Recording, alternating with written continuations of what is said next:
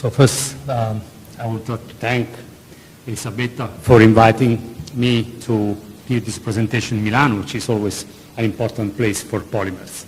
And you already know the title of the presentation, so let's move on. And this is the outline. So after a short introduction, I will talk about polymerization by transition metal complexes. Then I will move to organopolymerization, and then a short conclusion. So let's start. And we live in the polymer age. After the Iron Age, Bronze Age, now we have the polymers age. They have changed our life, definitely. However, they are very useful for everyday life, but as anything in this world, nothing is free.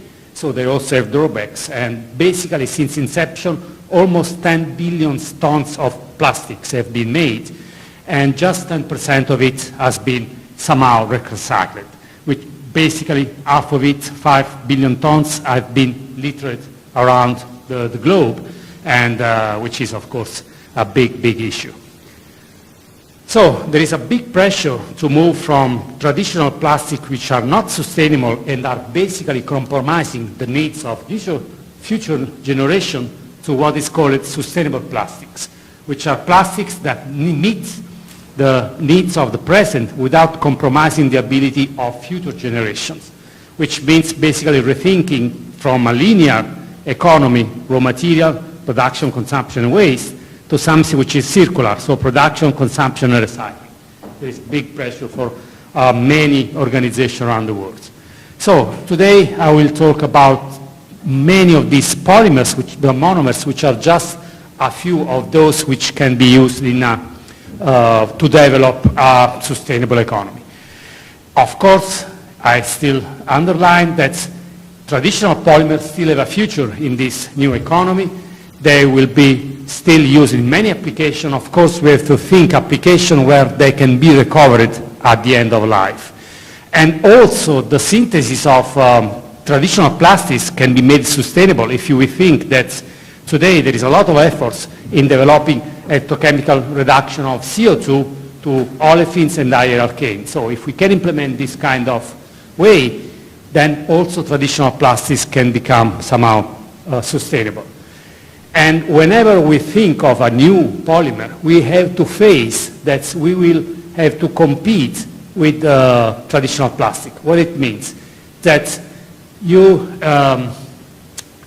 the end is economics.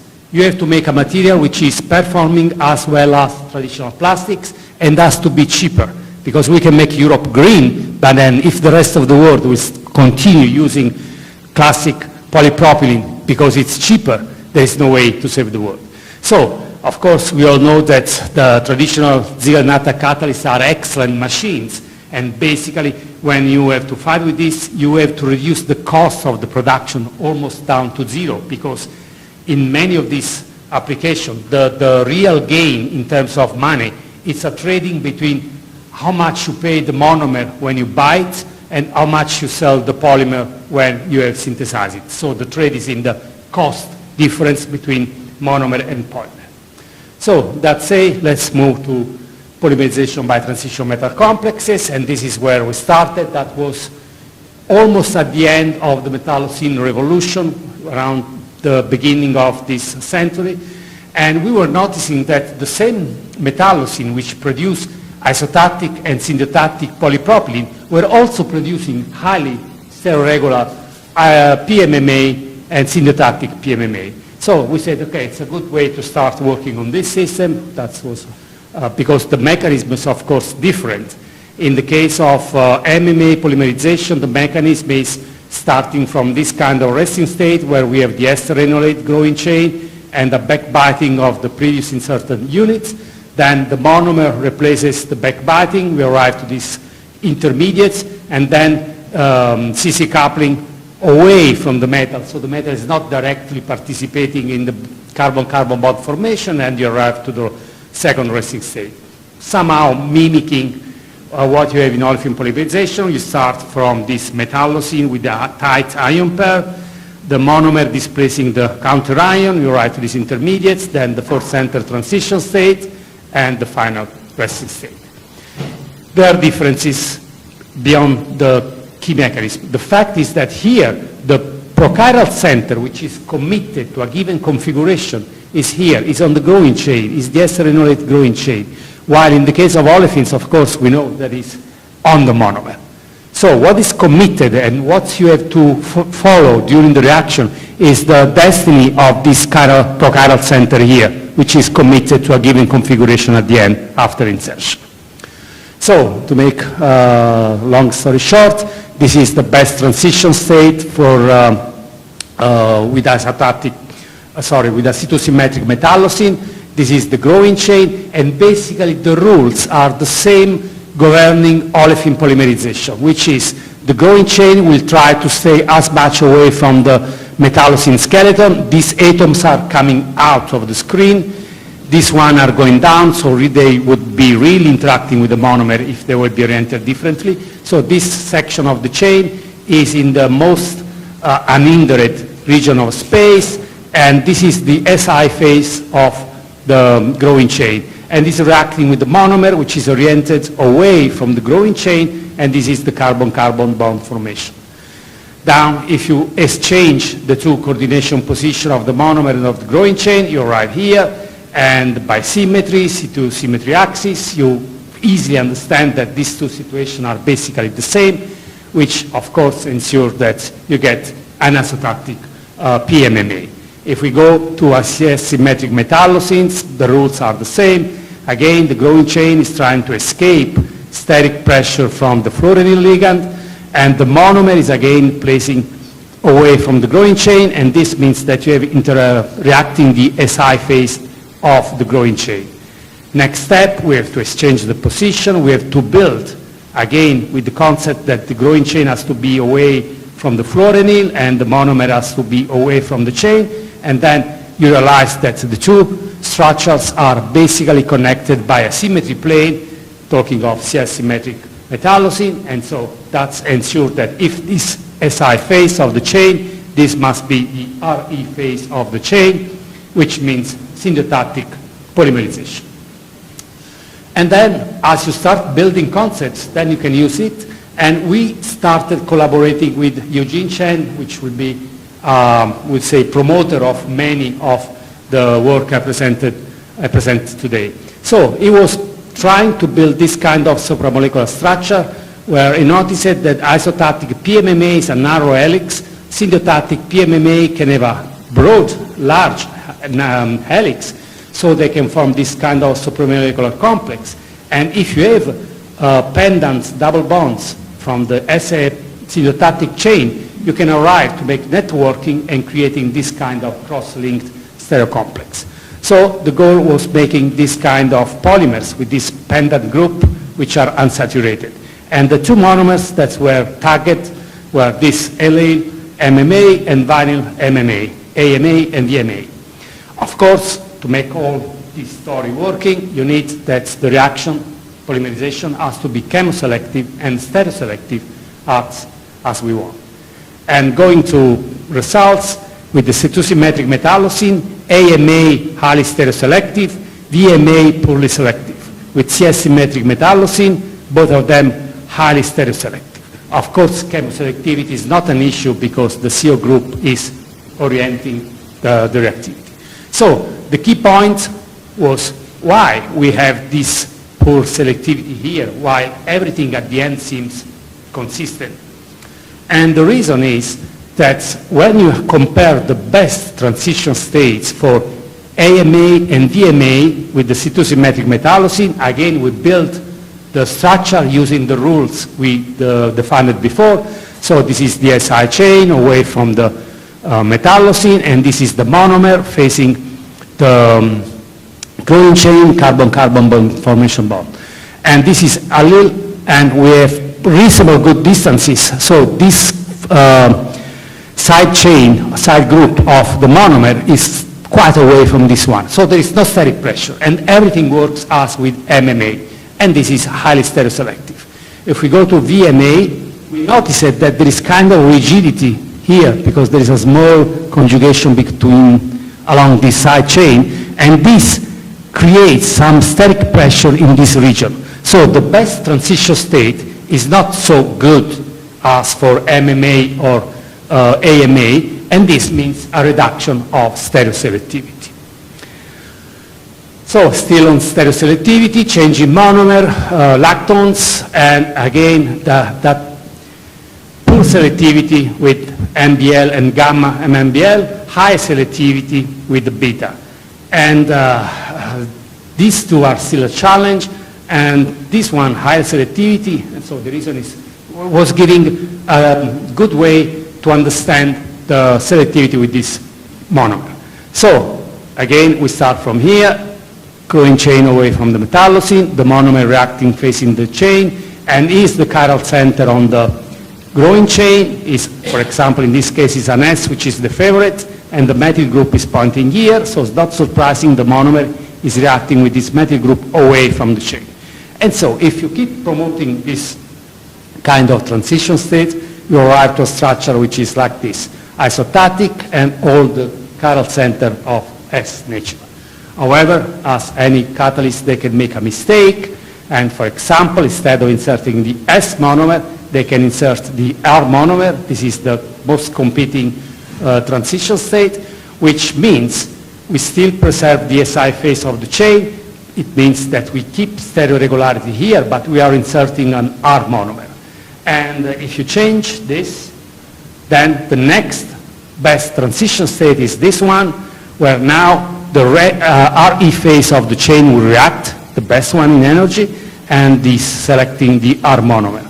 And if you put the story together, you get down to this kind of microstructure, where you see that you have kind of chain-end chiral chain-end stereo control, and invert, which is the monomer end chain at each insertion step.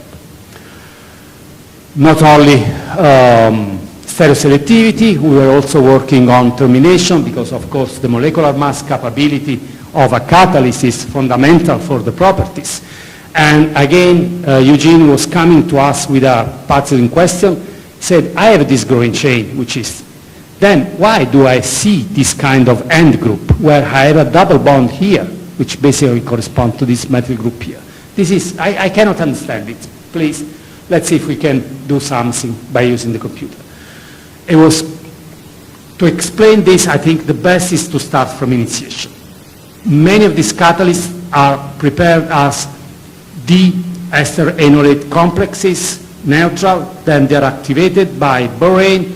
What is doing borane is removing one hydrogen from one of these methyl groups, so that you transform a D-ester enolate into ester enolated kind of monomer, then you have Michael addition, and you start the reaction. So we can imagine that we go backward, which means we start from this situation where we have the monomer and the long growing chain. So this is the typical resting state along the polymerization reaction. And now, instead of having the Michael addition here, it might be that the base, which already took an hydrogen at the beginning, is giving back this hydrogen to this monomer, to the monomer basically. So transforming this group into this one. And now, if the base is, which has given back the hydrogen, is getting the hydrogen back from the growing chain, you end up into this situation.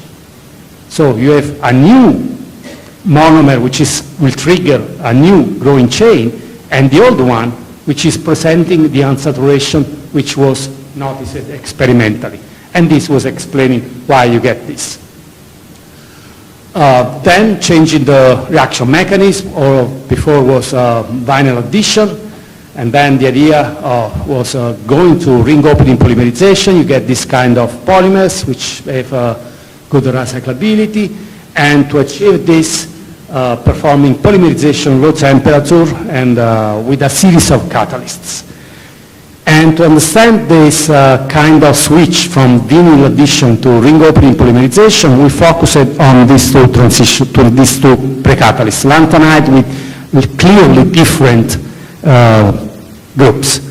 So with the small methoxy group, ring opening is favorite, which means this reaction profile. Instead, with this nitrogen substituent, vinyl addition is favorite along this pathway. Of course, to rationalize this, first we have to reproduce the results, which means we have to show that with methoxy we go this. And we started comparing from this reaction, from this starting complex, ring opening polymerization, and we found a barrier of 11.5 kcal per mole, which is the highest along this pathway.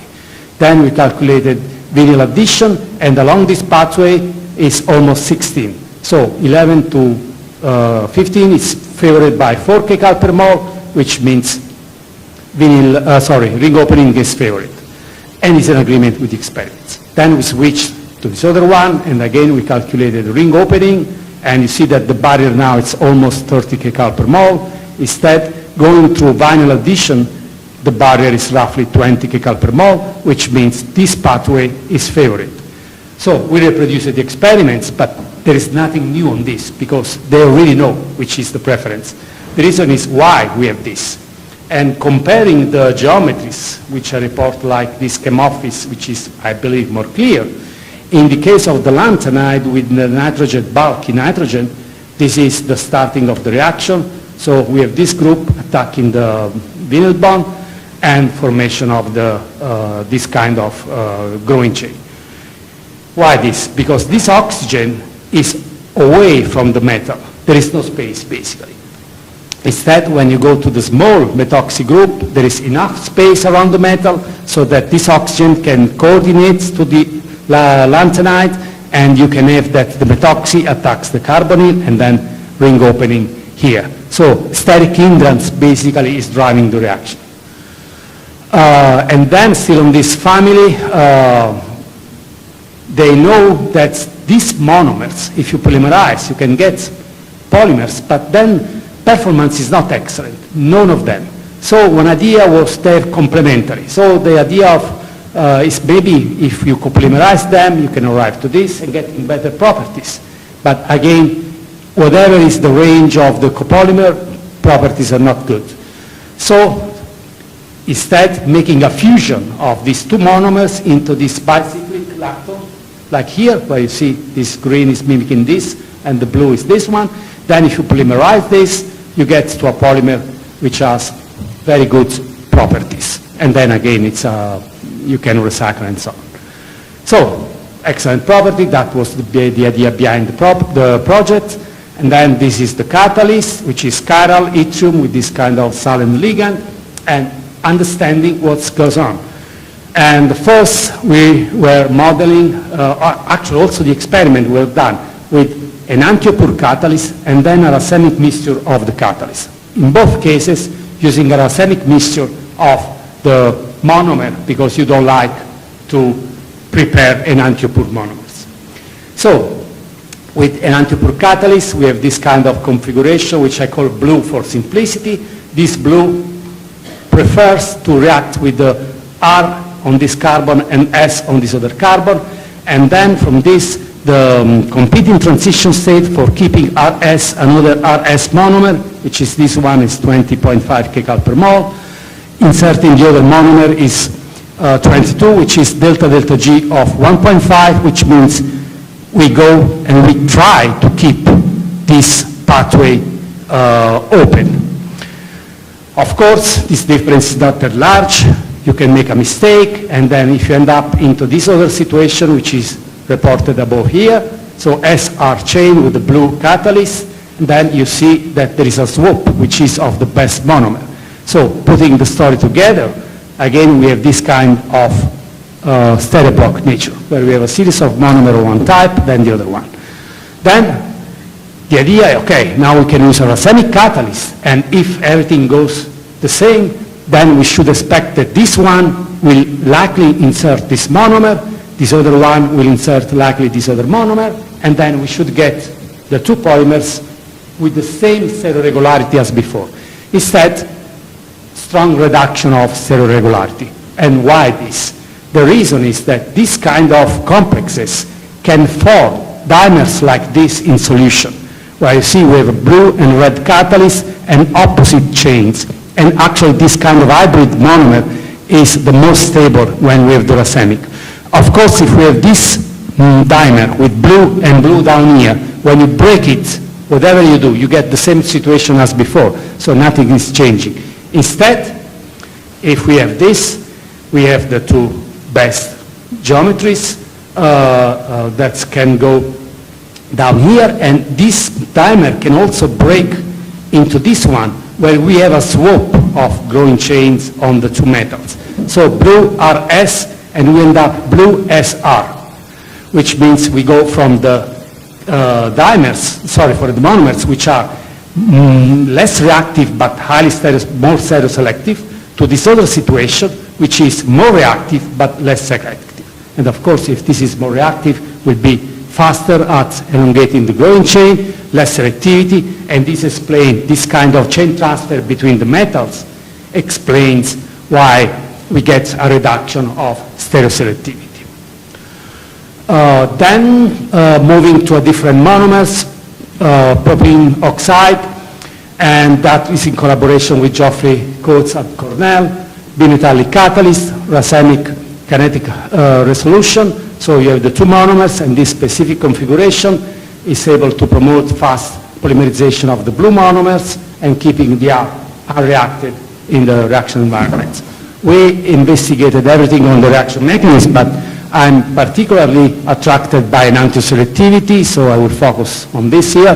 This is the best transition state, and we have one silane with the cobalt here, and the PO, the monomer coordinated. Then we have the other complex with the cobalt, and this is a methoxy growing chain simulating a longer polymer chain. This is the best transition state, with this oxygen is attacking and opening this carbon of the PO. And the methoxy chain is oriented in this situation, in this direction, on the left, bottom left. The unparalleled transition state of the other monomer is depicted here, and you notice that now the methoxy group, the growing chain, is on the bottom right direction. To understand why this is the best situation, I believe the best is this kind of steric representation of the catalyst. Here is one complex with the cobalt, the other ligand with the cobalt, and you notice that the monomer is basically coordinated to this cobalt and then placed in this large canyon between the two ligands. And the growing chain, which is oriented down on the left, is bound to this cobalt, and there is a kind of groove where it can be placed without having strong repulsive interaction with the ligand. If we have the other monomers, we know that the methoxy growing chain would go on the right, which means would clash against this cyclic seal bridge, explaining why it's higher in energy. Then switching to organopolymerizations, and starting with N-heterocyclic carbene, we were working a lot on this kind of molecules for other reasons. And again, coming with Chen, he was saying, look, I used 3 different NHC, and they got totally different behavior when I tried to polymerize this lactone. If I use the tributyl, high molecular mass, a high activity, then with this INS, I get short oligomers and mediocre activity, and then TPT, basically no polymerization activity, only dimer and very small oligomers. So why this? So we started modeling. This is the monomer, this is the NHC with this lone pair here, attack to the nucleophilic attack of this lone pair here to the monomer. You get this kind of starting species, a zeta ion, and then in principle you should have that this carbon is attacking other monomers and propagate the chain. However, you can also have this kind of reactivity, basically an H transfer to this enamine, and then coupling with another monomer, you get down to this, which is a dimer, which is basically killing the polymerization behavior. So the reason is to compare these two reaction pathways. And here comes the difference between organopolymerization and metal-catalyzed polymerization. Organopolymerization is always much more complicated. There's a manifold of reaction pathway, and just to give an idea, behind H transfer is this. This is what is hidden here. So we have 2 monomeric species reacting, and there is an intermolecular proton transfer. This red is going to this one, and then you get this kind of species, and then a second proton transfer intermolecular, you get down to 2 of them. So there is a lot of work behind H transfer. And now we can compare polymerization versus one for addition, which means the enamine process. And if we check with this one, the TBU, then the H transfer barrier is very high. The reason now it's quite understandable. It's so bulky that it's almost impossible to couple two of them together because there is no space. And so this one is very active along the polymerization pathway. If you reduce the hindrance, then you reduce a lot the energy barrier for the proton transfer, and that starts giving polymers, oligomers actually, and then if you have to TPT, basically the H transfer barrier becomes much lower and basically is killing polymerization, and you go mostly over dimerization. So, but then after this, again, using what you know to imagine something new, and the idea was maybe we can use this phenomenon for a different activity. And this is what they were coming with. So using this kind of the methacrylates, you can make polymerization to these unsaturated polyesters. And now we, of course, we have to use TPT, which is the peculiar one. So we have Michael addition to this kind of species here, then proton transfer, you get to this, then another Michael addition with another monomer, you get to this species, and then you eliminate. So you use this kind of coupling between the two monomers. And we had already almost all the pieces to describe this reaction coming from the previous work.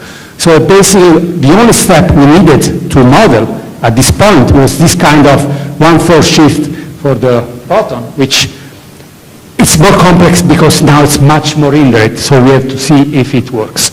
So these pieces were already calculated, we focused on this, and we were able to complete the story. Then more recent work, trying different monomers, this thioester, and using with a family of different catalysts, you can get to this polymer, and you can get quite different stereoregularity, which also means, of course, you can imagine quite different properties. Changing the catalyst, which can be a sort of weak base, that has a base, a strong base, this one, and then you change the, and of course, the reason is why do you get this? So, let's start from this modeling. So we have the growing chain where we have the thiolates here, and let's assume we have this S carbon on the thiolates and R carbon corresponding on this other carbon. And then if we have this growing chain, it can react with both monomers, and this is the preferred one. So we have this kind of attack, and basically we end up into this structure, which is this endotathic polymer, and this corresponds to this structure. Then the question is, how do you get this? Because you have to do something on the carbon centers. And okay, we were doing the full cycle, but this is not relevant here. And then the way to understand why the base can change the stereoregular property is understanding the interaction between the growing chain and the base. So this is the resting state, let's say, this ion pair. Then the base, if it's not particularly strong, can give back a proton to the thiolates, forming this kind of neutral species. And now the base is really to extract a proton from the growing chain and attacking from this one. So you get to this kind of intermediates where now this carbon is sp2 basically. So you lost chirality, and depending on which side you will attack, you can transform this R center into a S center. And this explains the reduction, basically the racemization of this carbon. We also try to understand if the proton extraction can be done on this carbon, the one near the sulfur, but it's much higher. So this is the chiral center, whose racemization is responsible for reduction of stereoselectivity, stereoregularity.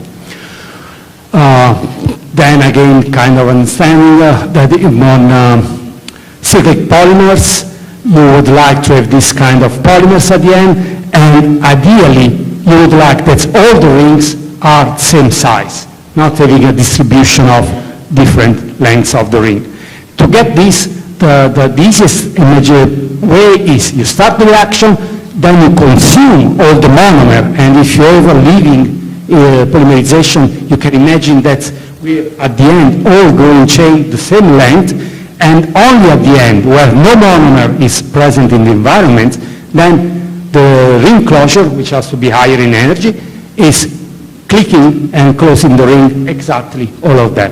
And in addition, we must have a double bond in the ring. So we are basically focusing on initiation versus ring closure. And initiation, this is one zwitterionic, but then this ITBU can also take one proton, so we can imagine this kind of structure. And the modeling says that if we have this kind of structure, the easiest way is to attack through the alpha carbon to the monomer to get this kind of structure. So, and then out of it, you start the polymerization.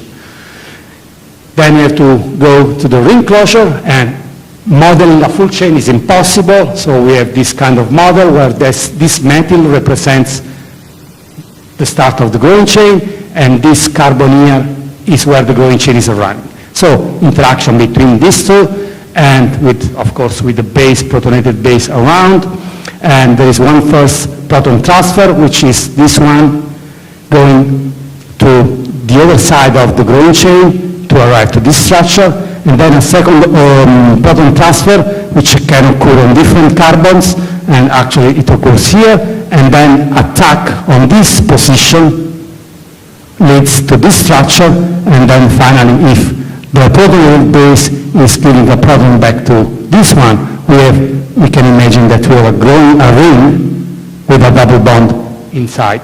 So this is the energy profile for this kind of ring closure. Then we were also attracted by other monomers, this carboxy anhydride, and this is a work experimentally by Zhang, and she said, I can polymerize this using N-heterocyclic carbene. I have decarboxylation reaction, and basically I can imagine two reactive species, either open or spirocycle, and then I can make a polymer. Then, starting from this, she wrote, I can have classic NHC attack to form this zwitterion, and then this is where the carboxylation will occur. Or I can imagine that I have a proton transfer like this, so from the NHC you get to this, and then formation of this species, which is called the Munchausen species, and then promote polymerization from here.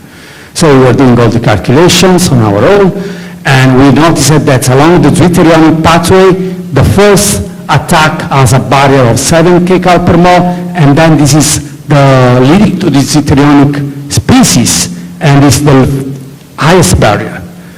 And then this is the polymerization where we have the carboxylation step.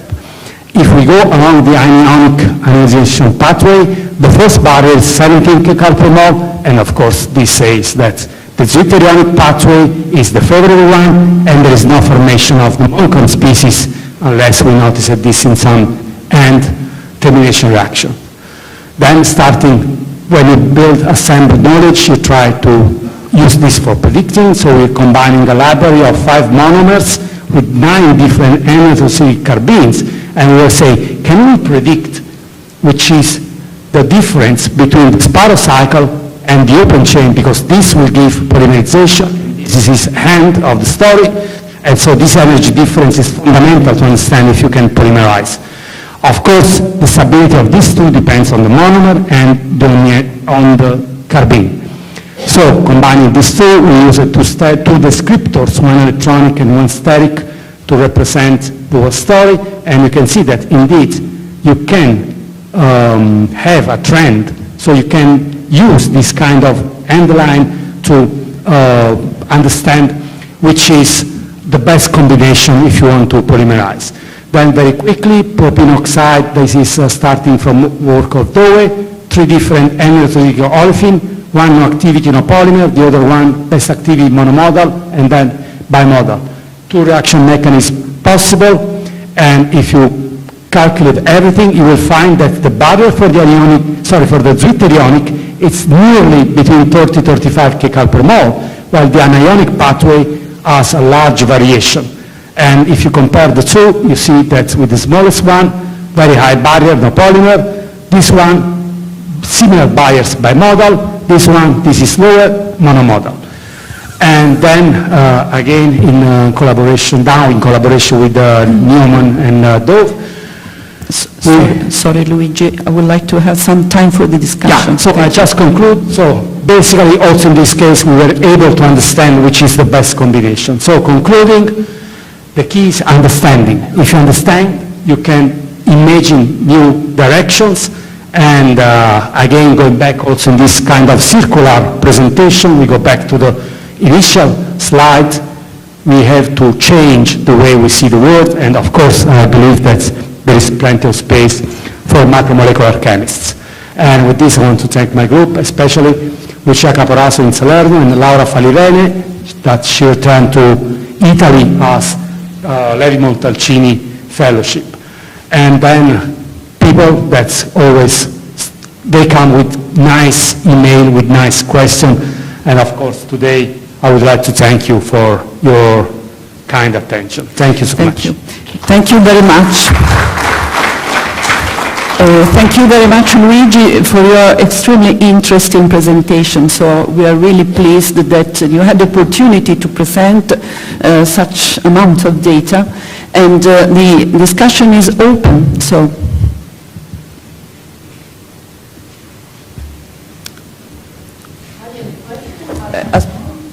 please, the microphone, please. Thank you.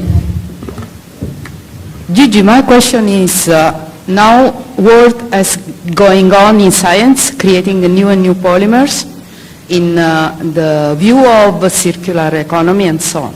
So it's time that this catalysis has to look at some trick how to depolymerize and use waste. What can you tell about it? I totally agree, because if you cannot depolymerize, then all the story of the circular economy is failing. Absolutely. Personally, I never modeled the polymerization reaction.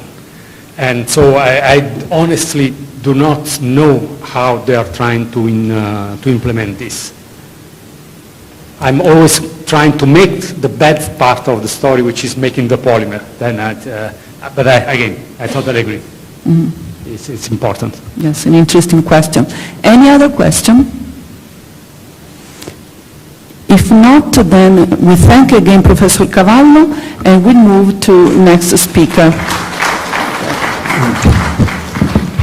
The next speaker of this morning is Professor Finizia Mauriem.